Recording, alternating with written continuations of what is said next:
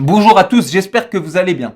Dans cette vidéo, je souhaite répondre à une question que l'on nous pose fréquemment, qui est la suivante. Comment se former pour faire de l'import-export? A-t-on besoin d'un diplôme spécial pour travailler dans ce domaine? Nous allons donc répondre à ces questions et voir quel est le meilleur moyen de se former pour faire de l'import-export. Pour ceux qui ne me connaissent pas, je m'appelle Jean Perry, je travaille pour Sino-Shipping, Sino-Sourcing depuis des années et j'ai donc transporté, importé et sourcé au sein du groupe Sino pour de nombreux importateurs professionnels, e-commerçants, des grosses entreprises, des plus petites entreprises, etc. Et j'ai fait cette chaîne YouTube pour vous apporter plus de valeur dans le cadre de vos démarches import-export, sourcing-transport avec vos fournisseurs en Chine. Alors, répondons à cette question si fréquente. Faut-il un diplôme spécial pour faire de l'import-export? Alors, la réponse est mitigée, mais selon moi, elle tend plus vers le non que le oui.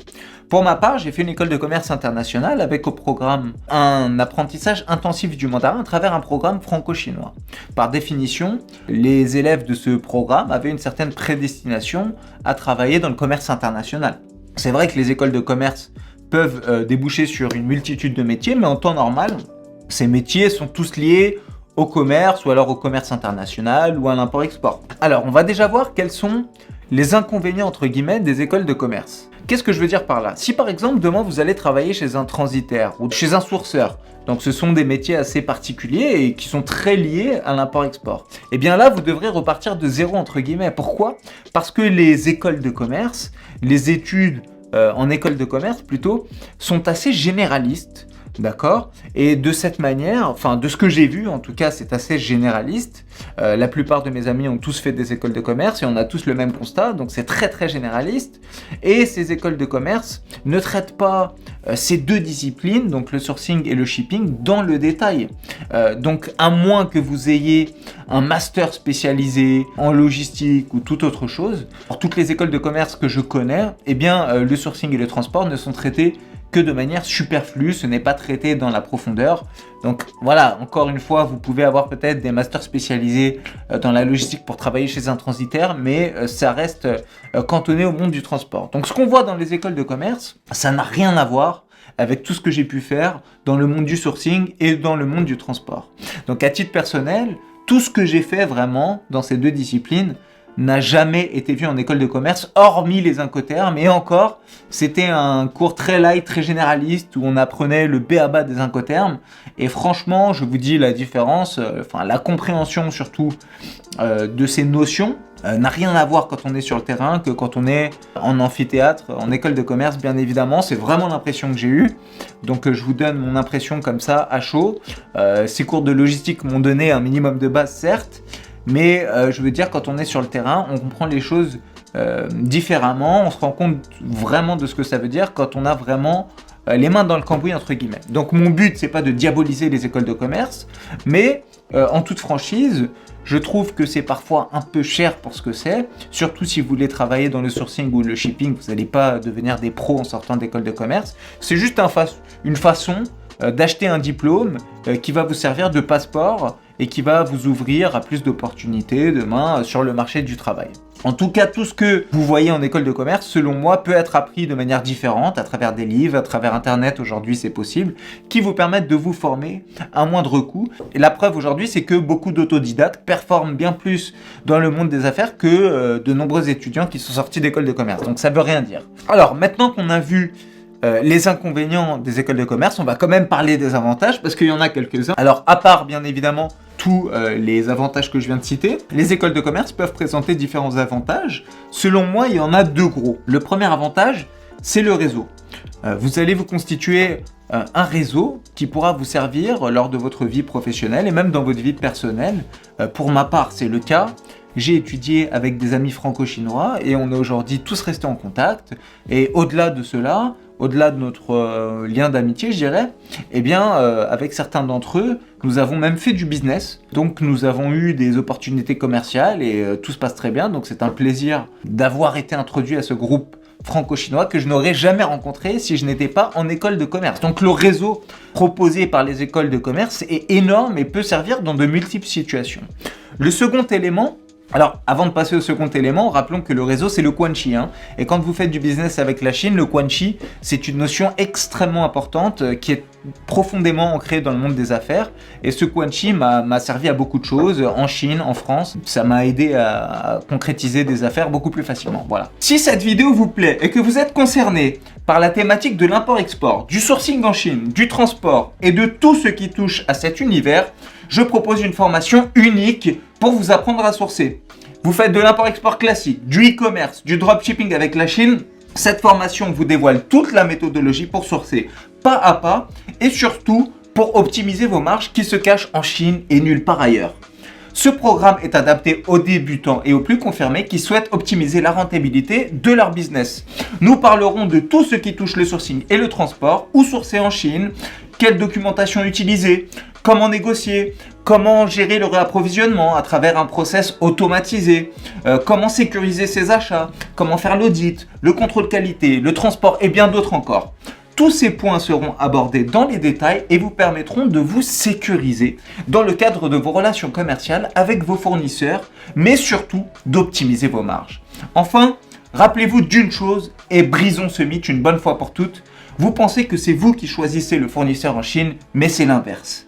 Faites le pas de vous former et d'inverser ce rapport de force pour des relations commerciales saines et surtout très rentables. Le second point, c'est le langage. Alors ça constitue aussi un avantage énorme selon moi. Alors mon cas est un peu particulier parce que j'ai adhéré à un programme unique en France avec un apprentissage intensif du mandarin sur 4 ans à base de 10 heures par semaine en plus des autres cours. Donc ça, c'était pendant les 2 premières années et la 3e à 4e année j'étais en Chine. Donc c'était voilà, à l'université avec les Chinois et tous les cours étaient en chinois. Donc l'anglais aussi s'est enseigné en école de commerce, mais là pour le coup l'apprentissage du chinois, du mandarin m'a vraiment apporté un énorme plus. Cela m'a permis de suivre mes cours en chinois, oui, à l'université Fudan de Shanghai, qui est vraiment une des plus prestigieuses, et d'obtenir par la suite un master 1. Donc l'école de commerce peut servir à constituer un réseau et à vous apprendre des langues, l'anglais, mais au-delà de cela, le chinois par exemple, et puis d'autres langages, l'espagnol. Voilà, j'ai des camarades qui partaient au Mexique et qui sont revenus complètement bilingues. Bon, c'est une véritable plus-value aujourd'hui de maîtriser le langage qui reste un aspect déterminant, surtout pour la Chine. Pourquoi ? Parce qu'en apprenant le mandarin, on peut décrypter la culture et la mentalité chinoise, et dans le monde des affaires avec la Chine, les dimensions culturelles ont un impact extrêmement important. Or, cet apprentissage m'a permis de supprimer des barrières et de m'immerger pleinement dans cette culture, d'avoir une grille de lecture beaucoup plus facile, beaucoup plus fluide. Et bien, cela m'a permis, ça m'a facilité. C'est un facilitateur social considérable. Voilà. Donc, il est clair que les avantages apportés par les écoles de commerce sont parfois enrichissants, mais étant donné le prix qui varie de 7 à 10 000 euros en fonction des écoles, est-ce qu'il est vraiment judicieux de payer ce prix pour se former ? Est-ce que ça en vaut vraiment la peine ? Selon moi, pour être tout à fait franc, le terrain était beaucoup plus formateur. Je crache pas sur mon école de commerce, loin de là. J'ai appris le mandarin et j'ai vécu une première expérience en Chine incroyable. Et vraiment, je ne regrette rien. Par contre, tout ce que je fais actuellement en sourcing, en transport, depuis des années, eh bien, ça a été acquis par la suite lors de mon expérience professionnelle. Ça n'a pas été appris en école de commerce. Donc, la mise en pratique sur le terrain est bien plus formatrice que la théorie apprise en amphithéâtre. Ça, c'est clair et net, il n'y a pas de doute pour moi. Par exemple, à la sortie d'école de commerce, beaucoup de gens veulent se lancer dans des activités import-export classiques ou même de e-commerce aujourd'hui, c'est plus d'actualité. Et de quoi sont composées ces deux disciplines ? On sait pertinemment qu'elles sont composées de sourcing et de transport. Bien évidemment, quand on fait de l'import-export classique, donc on est forcément amené à trouver un fournisseur, identifier un fournisseur, savoir sécuriser ses achats, connaître les documents dont il faut se munir, la méthodologie pas à pas, négocier, et puis après il faut les importer ces marchandises. Donc là, dans toutes ces démarches, vous avez bien compris que vous aurez du sourcing et du transport. Donc en somme, vous aurez besoin d'assimiler, de maîtriser toutes ces notions pour pouvoir piloter un projet en import-export de A à Z. Donc tout ce que je viens de vous dire, eh bien, n'est pas appris en école de commerce, du moins de ce que je sais. Alors la question qu'on est amené à se poser, c'est comment se former ? Si tout ça n'est pas appris en école de commerce, comment faire pour se former et devenir performant dans ce domaine ? Alors moi aujourd'hui, je pense que l'expérience reste le pilier incontournable, indispensable. Mais vous avez aussi la formation.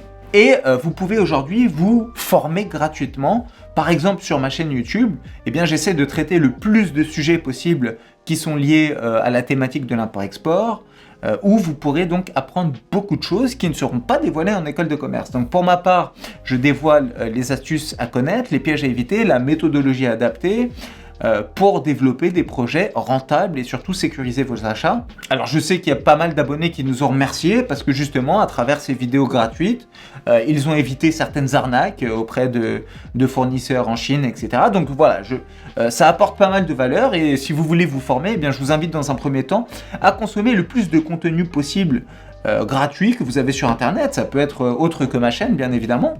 Néanmoins tous ces points sont évoqués beaucoup plus en détail dans la formation que je propose, Limitless Sourcing. Vous avez 10 modules qui sont proposés et qui traitent le sourcing et le transport dans son ensemble. Je vous décris tout à travers cette formation, la méthodologie pas à pas, les documents qui sont utilisés, comment négocier, les choses à savoir sur la Chine, les choses à savoir sur les fournisseurs, etc. Voilà. Donc si vous souhaitez en savoir plus, je vous invite à cliquer sur le lien ci-dessous dans la description de la vidéo. Et nous confirmerons votre éligibilité très rapidement. Voilà, donc en résumé, une école de commerce présente des avantages et des inconvénients intéressants, mais je pense que ce n'est pas le meilleur moyen de se former. C'est plus un passeport pour le marché de l'emploi qu'autre chose. Et puis c'est aussi un endroit où on rencontre beaucoup de gens, c'est un facilitateur social. Vous allez apprendre des langues, etc. Donc de ce point de vue-là, c'est quand même pas mal. Alors quels sont les moyens de se former? Bon, on vient de le voir, c'est travailler en entreprise, d'acquérir de l'expérience sur les terrains, d'assimiler en fait le plus de connaissances possible. De la même façon que vous pouvez consommer le plus de contenu possible sur Internet à travers des chaînes YouTube gratuites ou même des livres ou des revues spécialisées. Vous pouvez vous former, c'est un savoir qui restera à vie, donc investissez sur vous-même. Et si vous voulez vraiment vous perfectionner dans ce domaine, eh bien vous pouvez souscrire à la formation Limitless Sourcing où vraiment on traite toute la discipline du sourcing et du transport pour vous permettre de sécuriser vos achats, augmenter vos marges. Donc n'hésitez pas à cliquer sur le lien ci-dessous si vous voulez en savoir plus. Voilà, on en arrive à la fin de cette vidéo. En tout cas, je vous remercie pour votre temps, pour votre patience et votre fidélité et je vous dis à très bientôt pour de nouvelles vidéos. 再见。